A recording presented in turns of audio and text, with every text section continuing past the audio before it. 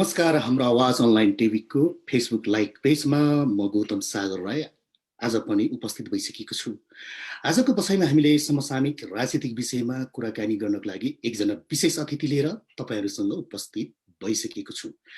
आजको बसाइमा मेरो विशेष अतिथि हुनुहुन्छ अनेरा सबैका सहसंयोजक अर्थात् यति बेला नेकपामा विभाजन छ प्रचण्ड माधव समूहका युवा विद्यार्थी नेताको नेतृत्व गरेर सडकमा सशक्त आन्दोलनको एउटा जिम्मेवारी एउटा भूमिकामा रहेर आफ्नो नेतृत्वदायी भूमिका गरिरहनुभएका युवा विद्यार्थी नेता रञ्जित तामाङ मेरो साथमा हुनुहुन्छ। उहाँसँगको कुराकानी यति बेला जोड्दैछु भने उहाँलाई सबैभन्दा अगाडि यति बेला यो हाम्रो पेजमा स्वागत गर्न चाहन्छु। सर, तपाईलाई हार्दिक स्वागत छ। हस्, धन्यवाद। हजुर रञ्जित सर, अब हामी विषयवस्तुमा प्रवेश गर्छौं र विशेष गरेर यति बेला नेपालको हाम्रो राजनीति सडकमा चाहिँ शक्ति प्रदर्शन गर्ने, आफ्नो एउटा गुटको भेला गर्ने, बन्द हडताल यी चीजहरू भइरहेछन्। यी केका लागि र किन यति बेला यो आवश्यक भयो? यो हाम्रो राजनीति कतातिर जाँदैछ? छोटकरीमा हाम्रो दर्शक श्रोतालाई प्रश्न बनाइदिनुहोस्। प्रश्नको लागि धन्यवाद तपाईलाई। अब हामीले 2072 को संविधान तयार गरिसके पछाडि देश विकास, समृद्धि र सुशासन तर्फ जान्छ। हामी बन्द हडताल अब सधैँको लागि अन्त्य भयो भन्ने परिकल्पना गरेका थियौं, त्यो वाचा पनि गरेका थियौं। तर काम गर्दै जाँदा पार्टीभित्र देखा परेको अन्तर संघर्षलाई लिएर कमरेड केपी शर्मा ओलीले जब संविधानमै नभएको प्रावधान अनुसार संसद विघटन गर्नुभयो, त्यो संसद विघटन एक प्रकारले संविधान माथिको त्यो प्रहार थियो, जनताको जनविश्वास माथिको आघात थियो।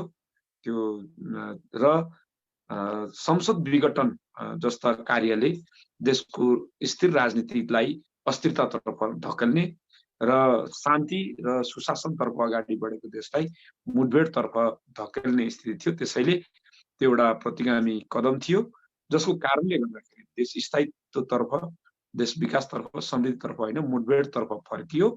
र यसको सुरुवात केपी शर्मा ओली र सनकको भरमा उहाँले पार्टीभित्र देखा परेको अन्तर संघर्षहरूलाई समाधान गर्ने, अन्तर संघर्षहरूलाई व्यवस्थापन गर्नुको सट्टा उहाँले जसरी असंवैधानिक ढंगबाट संसद विघटन गर्नुभयो, यसले देशको राजनीतिलाई पनि फोहोरी बनायो। हामीले भनेको 2072 को संविधान पछाडि हामीले सुधारिएको संसदीय व्यवस्था भनेका थियौं। उहाँ फेरि पुरानै फोहोरी राजनीतिमा फर्किनुभयो। सिङ्गो देशको राजनीतिलाई पनि उहाँले दुर्गन्धित बनाउनु भयो। त्यसैले हामी बाध्य भएर अग्रगमन र परिवर्तनको एजेन्डा र मुद्दालाई जोगाउनको निम्ति, प्रतिगमनलाई रोक्नको निम्ति र संसद विघटनको घटना पछाडि देशको राजनीतिलाई पछाडि फर्किन नदिनको निम्ति हामी बाध्य भएर फेरि एकचोटि सडकमा आउनुपर्ने, प्रतिगमनलाई खबरदारी गर्नुपर्ने, नयाँ जन्मिन खोजेको तानाशाहलाई रोक्नुपर्ने, निरङ्कुशताको अभ्यास गर्न खोजेको केपी ओलीलाई हामीले खबरदारी गर्नुपर्ने आवश्यकता भयो। संविधानको अग्रगमन र परिवर्तनको रक्षाको निम्ति प्रतिगमनको कदम उठाउने केपी ओलीलाई दबाब दिनुको विकल्प थिएन। त्यसैले हामी बाध्य भएर यस प्रकारको संघर्षमा उत्रन पर्यो। अहिलेको आवश्यकता भनेको त आन्दोलन गर्ने, तपाईको चाहिँ सडकमा गएर चाहिँ जनतालाई दुःख दिने। अस्ति तपाईहरुको बन्दले एक प्रकारको जनमानसमा चाहिँ नकारात्मक सन्देश पनि प्रभाव भयो। कति त्यहाँ चाहिँ तपाईको क्षतिहरू भयो। यसले के जनताहरूलाई राम्रो मेसेज जान्छ त रञ्जित सर? बन्द हाम्रो रहर होइन, बन्द हाम्रो बाध्यता नै हो।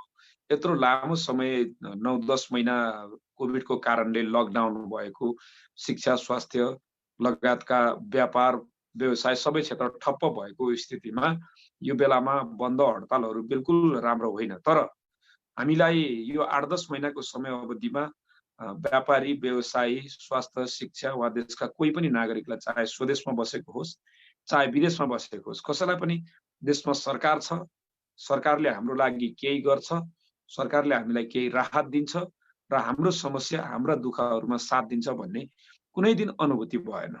कुनै दिन यो देशमा सरकार छ र सरकारले नागरिकको लागि काम गर्छ भन्ने कुराको अनुभूति भएन।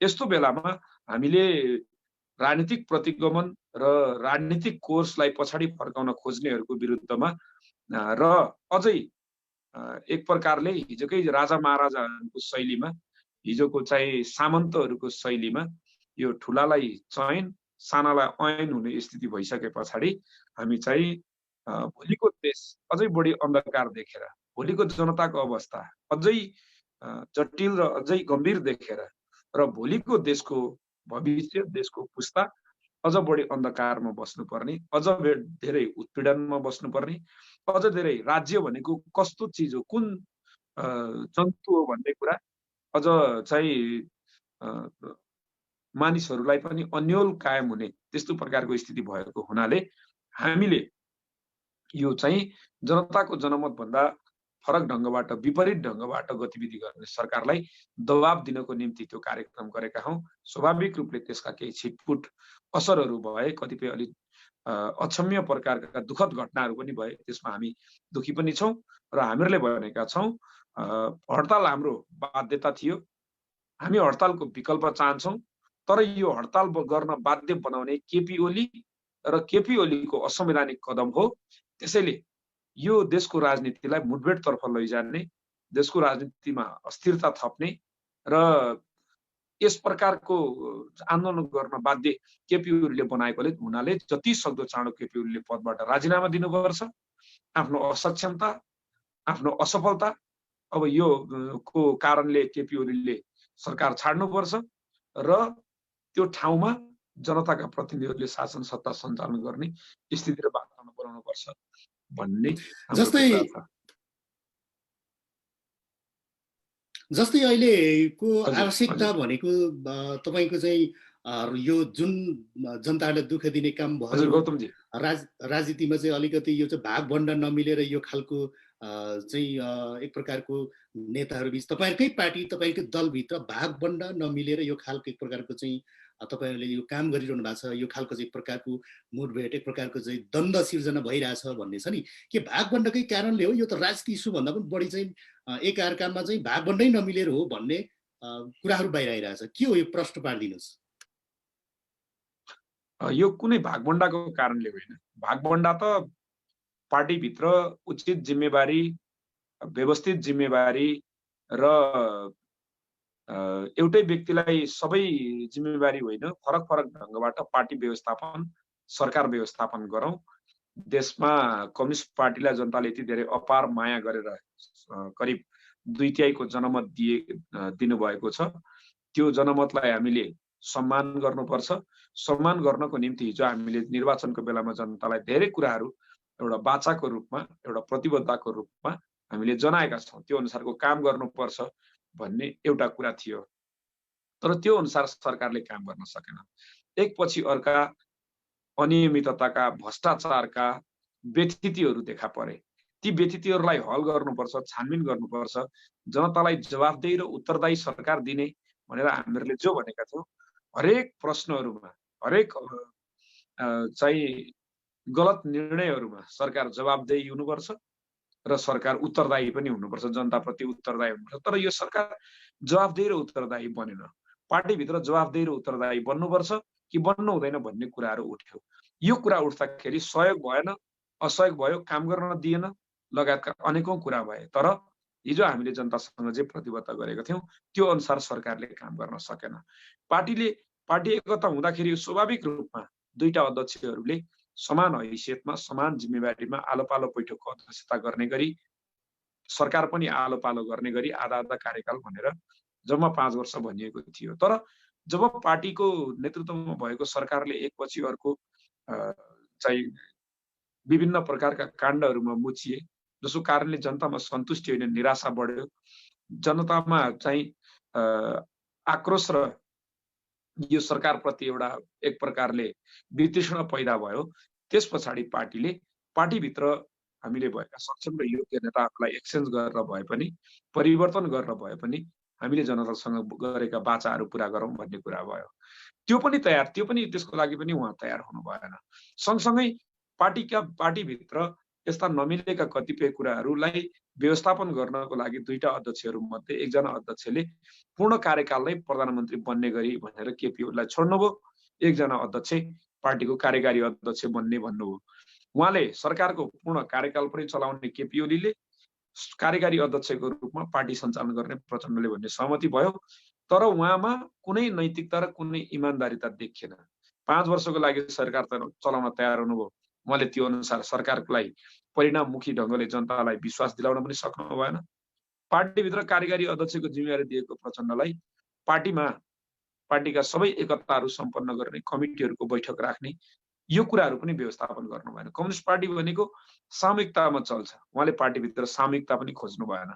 उहाँ कुनै बैठकमा जान्न, उहाँ बैठकको निर्णय मान्दिन, अल्पमत बहुमत मान्दैन, सहमति पनि गर्दिन, सहमति पनि खोज्दैन।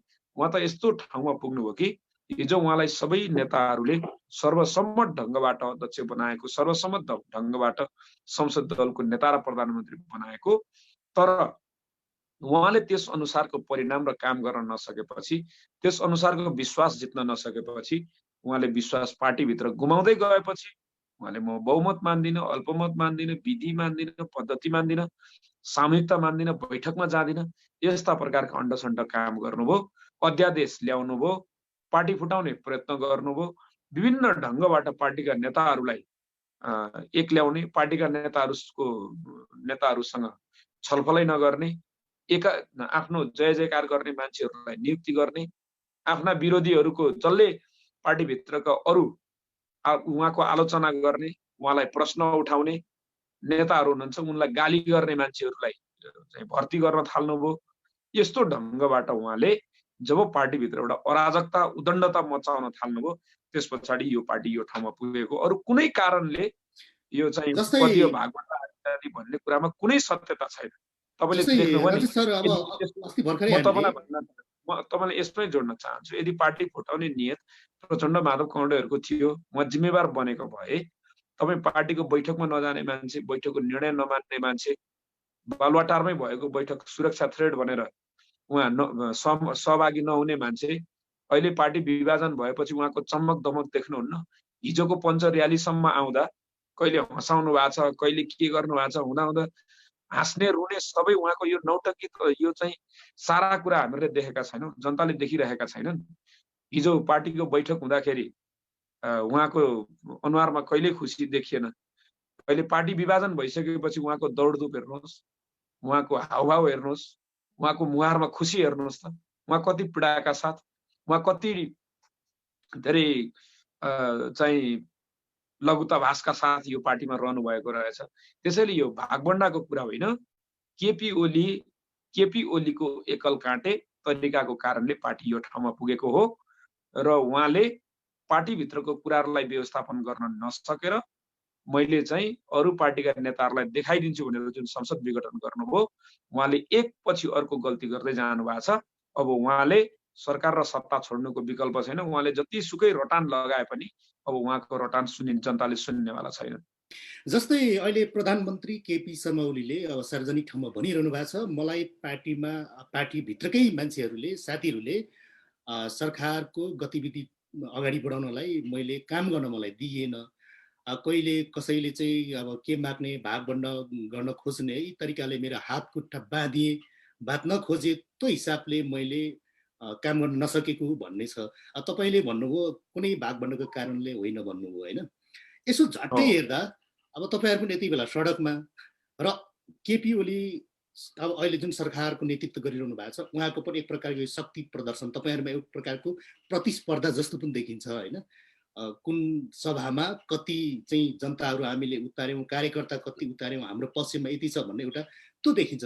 त्यो हेर्दा चाहिँ तपाईँहरू बिचमा जनताले के आकलन गर्छ भने साँच्चै नै भागबण्डाकै कारणले नेताहरू, नेकपा भित्रका नेताहरू मिलेनछन् भन्ने प्रश्न देखिन्छ होइन। यो सन्देश त गयो नि, त्यो तपाईँहरूको एक प्रकारको सडकमा तपाईँहरूको एउटा प्रतिस्पर्धा हेर्दा त्यो सन्देश गएको छैन। त्यसो भन्न मिल्दैन। किन मिल्दैन भने पार्टीभित्रको भागबण्डाको कुरै होइन। पार्टीभित्रको भागबण्डाको कुरा हुन्थ्यो भने त यो विषय यसरी जाँदैन थियो। पार्टी फुटसम्म जानुपर्ने वा अहिले जुन सडकमा अथवा कानुनी लडाइँमा वा राजनीतिक लडाइँमा अहिले जसरी सडकमा र निर्वाचन आयोगमा वा न्यायालयमा जसरी बहस चलिरहेको छ, सिङ्गो देश नै कुन ठिक र कुन बेठिक भनेर ध्रुवीकृत जो भइरहेको छ यो सामान्य भागभण्डाको कुरा मात्रै होइन। यसलाई त्यसरी भनियो भने यो राजनीति बुझिएको, यो नेकपाको अन्तरसङ्घर्ष बुझिएको वा अहिले देखा परेको प्रवृत्तिलाई ठिक ढङ्गबाट बुझिएको देखिँदैन। त्यो सतही दृष्टिकोण हुन्छ। त्यो भएको चाहिँ के हो भने स्वाभाविक रूपमा कम्युनिस्ट पार्टी एउटा सामूहिकतामा चल्छ। केपी कमरेड नेपाल कम्युनिस्ट पार्टीको अध्यक्ष संसद दलको नेताको हैसियतमा प्रधानमन्त्री हुनुभएको हो। संसद दलको नेताको रूपमा देशको प्रधानमन्त्री भइसके पछाडि उहाँले यसलाई आफ्नो प्राइभेट लिमिटेडको रूपमा यसलाई बुझ्नु हुँदैन। प्राइभेट लिमिटेडमा पनि कतिपय लिमिटेसनहरू हुन्छन् शक्तिका। यो प्रधानमन्त्री बनिसके पछाडि उहाँले पार्टीभित्र हरेक कुरामा सामूहिकता खोज्नुपर्छ। पार्टीभित्र मात्रै होइन, यो पार्टीभन्दा बाहिर अहिलेको संविधानले, अहिलेको सुधारिएको संसदीय व्यवस्थाले प्रतिपक्षी दलहरूसँग, विरोधीहरूसँग पनि समन्वय र सहकार्य गर्ने भन्छ। पार्टीभित्रको त कुरै छोडिदिनुहोस् भने अत्यन्तै महत्त्वपूर्ण निर्णयहरूमा पार्टीसँग सल्लाह गर्नु पर्दैन, पार्टीसँग छलफल गर्नु पर्दैन। पार्टी केका लागि त? उहाँलाई प्रधानमन्त्री बनाउनको लागि मात्रै हो पार्टी। पार्टी उहाँलाई प्रधानमन्त्री बनाउने भर्याङ हो, ताकि उहाँ प्रधानमन्त्री भएपछि त्यो भर्याङबाट चढिसके पछाडि त्यो भर्याङ भाँच्ने भन्ने उहाँको नियत हो। यदि त्यसो हो भने त्यो पनि गलत हो। नत्र त्यसो होइन भने हरेक कुरा पार्टीमा छलफल गर्नुपर्छ, पार्टीमा निर्णय गर्नुपर्छ र पार्टीमा छलफल र निर्णय गर्दाखेरि त्यसको कार्यविभाजन त्यही अनुसार भएको छ र त्यसलाई मान्नु पनि पर्छ। तर उहाँ त केही मान्नु भएन, मान्न तयार पनि हुनु भएन। तपाईले भन्नु भने यो त उहाँहरूको र हाम्रो यो चाहिँ सामान्य यो पदको मात्रै बाँडफाँड हो भन्ने कुरा त बिल्कुल यसरी पनि मिल्दैन। जस्तो कि तपाईले भन्नुहोस्, अब उहाँ चाहिँ प्रधानमन्त्री हुनुभयो, प्रधानमन्त्री भइसके पछाडि उहाँले त पुरा धेरै कुरा गर्नुभएको थियो। म त आकाशको तारा झार्छु, रेल कुदाउँछु, पानी जहाज ल्याउँछु, यो गर्छु त्यो गर्छु। उहाँले पहिलो बजेट ल्याउनुभयो, पहिलो बजेटले उहाँले एकदम विश्वास गरेका मान्छेहरू मात्रै राख्नुभयो नि त मन्त्रीमा पनि। त्यसमा पनि पार्टीले केही रोकछोक गरेन। तर उहाँले विश्वास गरेको मान्छेले पनि पहिलो बजेट ल्याउनुभयो, त्यो पहिलो बजेटले परिणाम दिन सकेन। त्यस पछाडि दोस्रो वर्षमा राम्रो बजेट आउला, त्यसले जनतालाई आशावादी बनाउला, हामीले जनतासँग गरेको प्रतिबद्धताहरू अनुरूपको बजेट आउला भन्यो। दोस्रो वर्ष नै आउन सकेन, तेस्रो वर्ष पनि आउन सकेन, एकपछि अर्को निराशा भयो। उहाँले प्रयोग गरेका मान्छेहरू हेर्नु न, जस्तै चाहिँ 70 करोडको डिल गर्ने कुरा होस्, तपाईँ यति र ओम्नीहरू जस्ता कम्पनीहरूलाई ठेक्का दिने मान्छेहरू हेर्नुहोस्, त्यसमा कसका मान्छेहरू प्रयोग भएका छन्। तपाईँ हेर्नुहोस्, यो चाहिँ गुठी विधेयक ल्याउने को हो। तपाईँ अहिले हेर्नुहोस्, देशमा भ्रष्टाचारको मात्रा कति बढेको छ, सामाजिक असुरक्षा कति बढेको छ, स्वास्थ्य, शिक्षा, रोजगार भन्ने कुराहरू यो संविधानले मौलिक अधिकारको रूपमा व्याख्या गरेको छ, त्यो कहाँ पुगेको छ। यी सबै कुराहरूलाई, यी सबै तथ्याङ्कहरूलाई हेर्दाखेरि, सिङ्गो देशको चित्रलाई हेर्दाखेरि उहाँलाई काम गर्न नदिएको हो कि उहाँले काम गर्न नसकेको हो भन्ने कुरा, दुधको दुध पानीको पानी छैन र यो मान्छेलाई ढाँटिराख्नुपर्छ। र हेर्नु न, तपाईँ उहाँले नै भाषण गर्दा पनि हिजै भन्नु न, धरहरा बनाएँ मैले, रानी पोखरी बनाएँ मैले, यति किलोमिटर बाटो बनाएँ मैले, सडक बालबालिका देख्नु भएको छैन तपाईँले। यति काम गर्न हो नेकपाको सरकार? यति काम त सामान्य कुनै सबैभन्दा सानो दललाई जिम्मा दियो भने पनि गर्छ। यस्ता कामहरू त बाटो घाटो, पुल पुलेसा, हिजोको चाहिँ रानी पोखरी, हिजोको धरहरा चाहिँ राजा महाराजाहरूले चाहिँ बनाएका थिएन। त्यतिले पुगेन नि देशलाई। पुगेन भनेर हामीले गणतन्त्र ल्याएको हो, संघीय लोकतान्त्रिक गणतन्त्रलाई संस्थागत गरेको हो।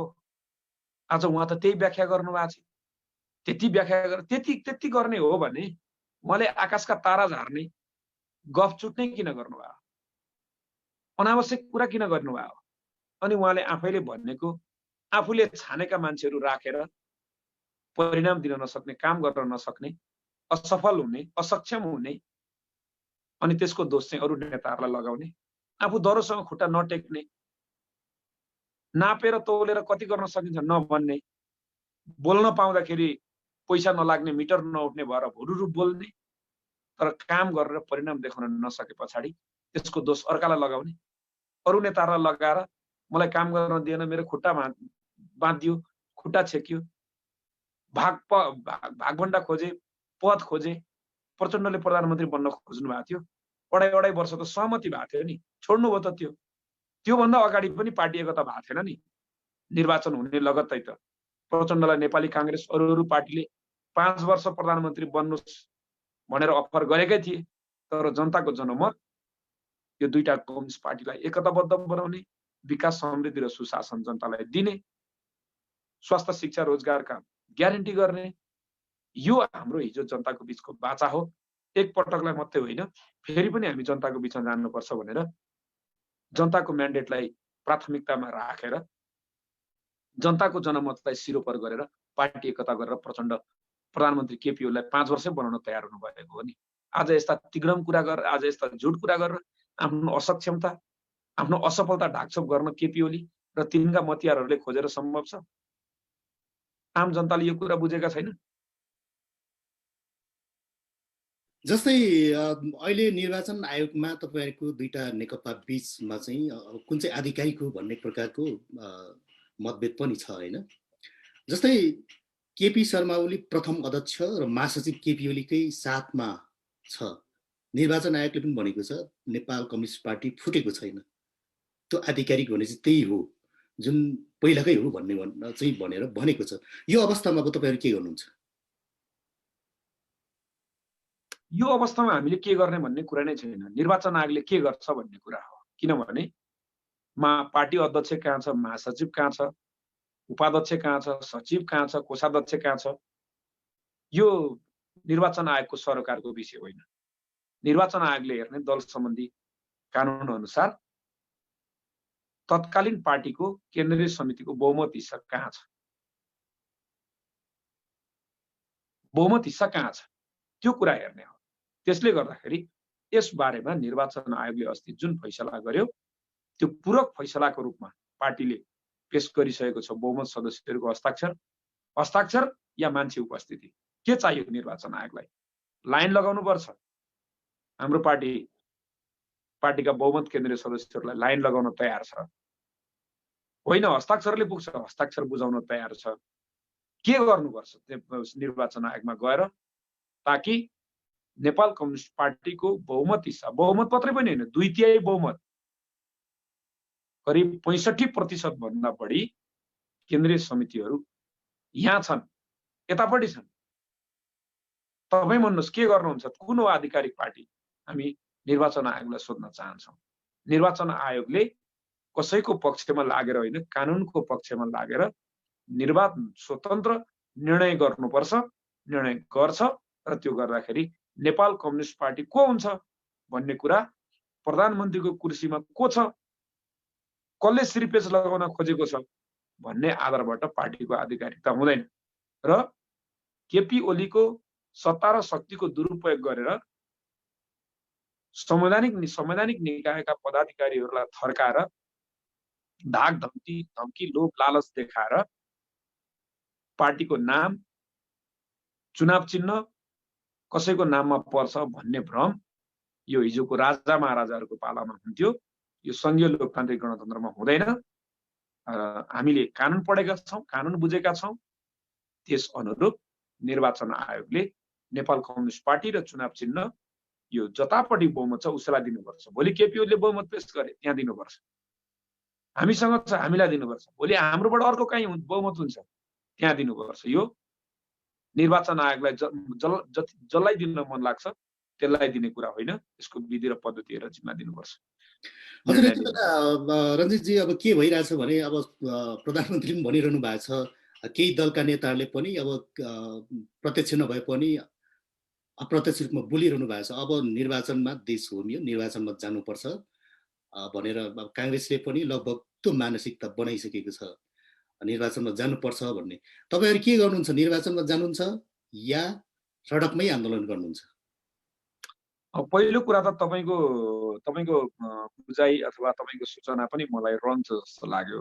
किनभने कांग्रेसले अहिले चुनावमा गइहाल्ने भनेको छैन, तर उसले न्यायालयले सर्वोच्च अदालतले के फैसला गर्छ त्यो अनुरूप हामी अगाडि बढ्छौं भन्ने छ। यद्यपि कांग्रेसभित्र पनि मतान्तरहरू छन्।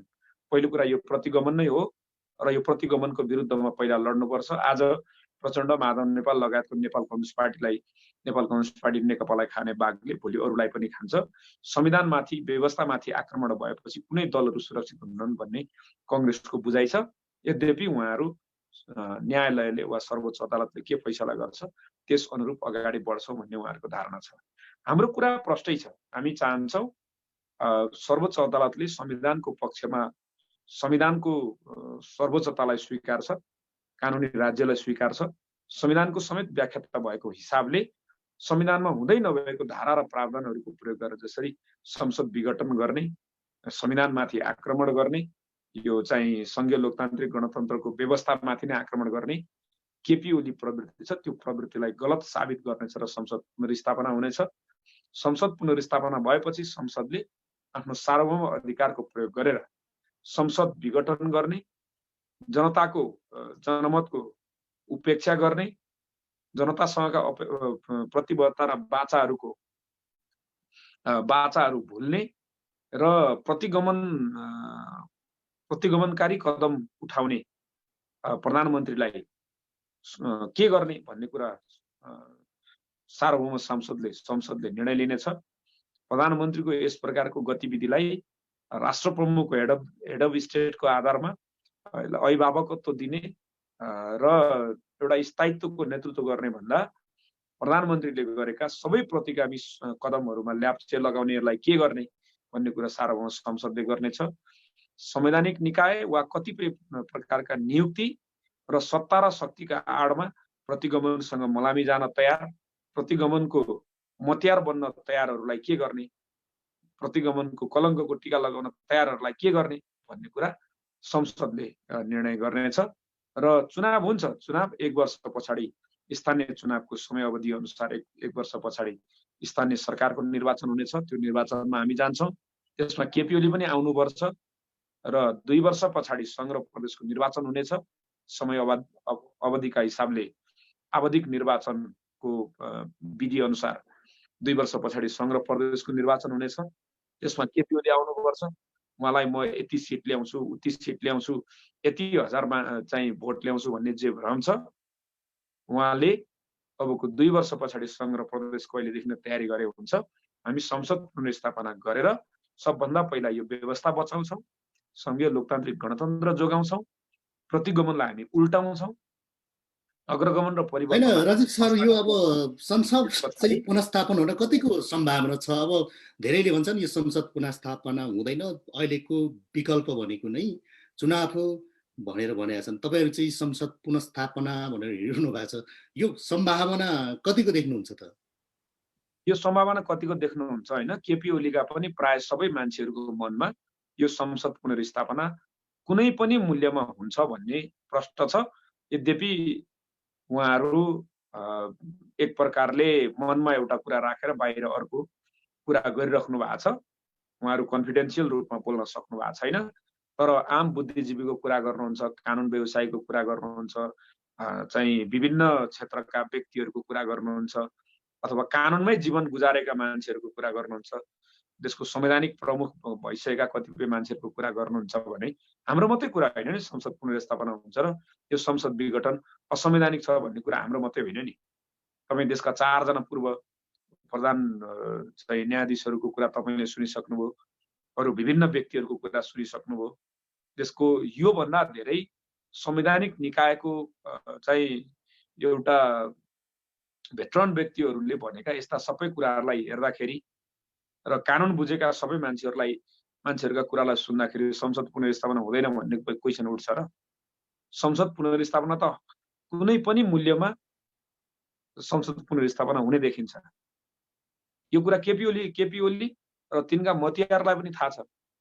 तर उनीहरूले चाहिँ एक प्रकारले यो थाहा भएर पनि बाहिर उनीहरूले यसलाई ठिक ढङ्गबाट अथवा सही ढङ्गबाट यसलाई स्वीकार गर्न सकेका छैनन्। तर तपाईँलाई म भन्न चाहन्छु केपी ओलियन कम्पनीलाई पनि संसद पुनर्स्थापना हुन्छ भन्ने कुरा थाहा छ। जस्तै यदि संसद पुनर्स्थापना भएन भने तपाईँहरू चाहिँ निर्वाचनमा जानुहुन्छ जानुहुन्न? संसद पुनर्स्थापना भएन भन्ने कुरा नै छैन हाम्रो पहिलो कुरा।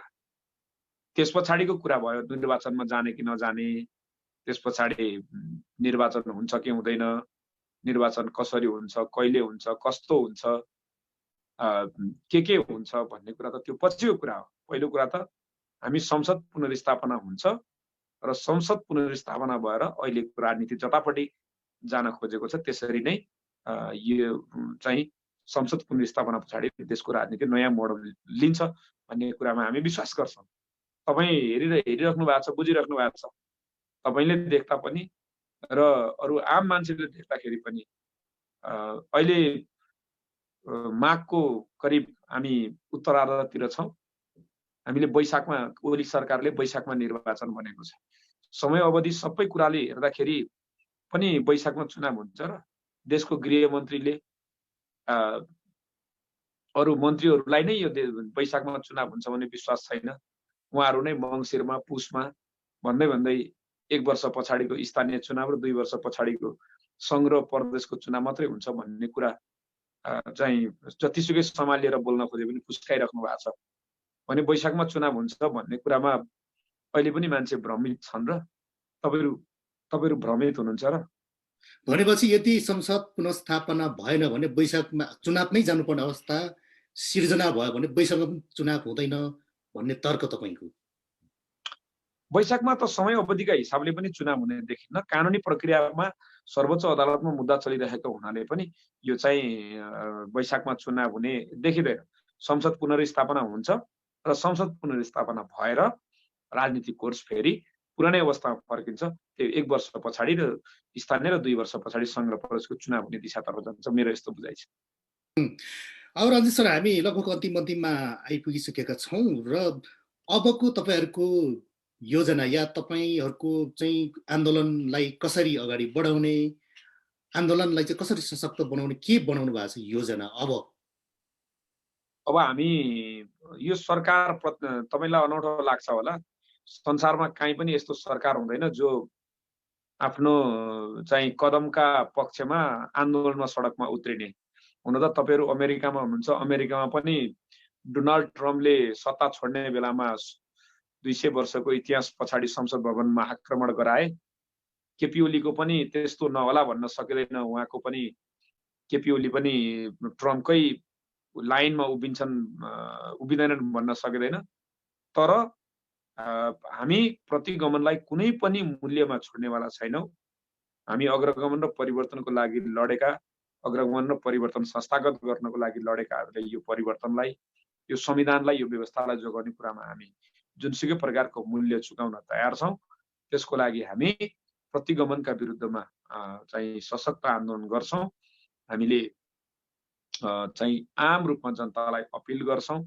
राज्य निकाय, राज्यको निकायमा, संवैधानिक निकायमा, विभिन्न क्षेत्रमा क्रियाशील आम व्यक्तिहरूलाई पनि अपिल गर्छौँ। यो चाहिँ भद्र अवज्ञा गर्ने, प्रतिगमनलाई अस्वीकार गर्ने, भोलिको देशको भविष्यलाई सम्झेर, भोलिको देशलाई सम्झेर, भोलिको पुस्तालाई सम्झेर प्रतिगमनका विरुद्धमा काम गर्नको लागि हामी अपिल गर्छौँ। हिजो मात्रै उहाँहरूले पञ्चर्याली गर्नुभएको छ। देशको ढुकुटी सकेर, देशको ढुकुटी खर्च गरेर सत्ता र शक्तिको दुरुपयोग गर्नुभएको छ। हामी स्वतः स्फूर्त 28 गते काठमाडौँमा फेरि अर्को जनसभा गर्दैछौँ। उहाँहरूले 2 लाख 3 लाख भनेर आम मान्छे किनेर भाडामा मान्छे ल्याए पनि त्यो सबै कुरा हिजो हामीले देखेका छौँ। स्वतः स्फूर्त हामी देशभरिका मान्छेलाई सक्ने जति, भ्याउने जति, मिल्ने जति मानिसहरू प्रतिगमनको विरुद्धमा, म अग्रगमनको पक्षमा उभिएको छु, म प्रतिगमनको पक्षमा छु भनेर हामी देखाउनको लागि तपाईँ काठमाडौँमा आउनुहोस् भनेर हामी नियुक्त गर्छौँ। हामी अपिल गर्छौँ। हामी मान्छेलाई पैसा तिरेर, भाडा तिरेर जागिर दिन्छु भनेर लोभ लालच देखाएर होइन। हामी प्रतिगमनको विरुद्धमा उभिन, अग्रगमन र परिवर्तनको पक्षपाती जनतालाई काठमाडौँको सडकमा ओर्लन आह्वान र अपिल मात्रै गर्छौँ। हेर्नु होला, हामी 28 गते हामी देखाउँछौँ। उहाँहरूले जे भन्नुभएको छ त्यो भन्दा अग्रगमनको पक्षमा धेरै जनता छन् कि प्रतिगमनको पक्षमा छन्, त्यो कुरा थाहा हुनेछ। हाम्रो कुरा यति हो, प्रतिगमनको बदलामा अग्रगमन र प्रतिगमनको ईटको बदलामा अग्रगमनले पत्थरले जवाब दिने हामीले तयारी गर्छौँ। हजुर रञ्जितजी, हामी अब अन्तिममा आइपुगिसकेका छौँ। आजको यो बसाइमा हामीले समसामयिक राजनीतिक विषयमा कुराकानी गऱ्यौँ र तपाईँहरूको जुन नेकपा भित्रको एउटा तपाईँहरूको द्वन्द्वभित्रको तपाईँहरूको कार्यविधि, तपाईँहरूले गरिरहनु भएको अहिले गतिविधिको विषयमा हामीले बहस गऱ्यौँ। यो महत्त्वपूर्ण समयको लागि तपाईँलाई विशेष धन्यवाद दिन चाहन्छु मेरो व्यक्तिगत तर्फबाट र हाम्रो आवाजको तर्फबाट। यति बेला भने छुट्टिन्छौँ सर। हस् धन्यवाद। मेरो विचार राख्ने मौका दिनुभयो। तपाईँ लगायत तपाईँको लोकप्रिय मिडियाप्रति हार्दिक आभार व्यक्त गर्दछु।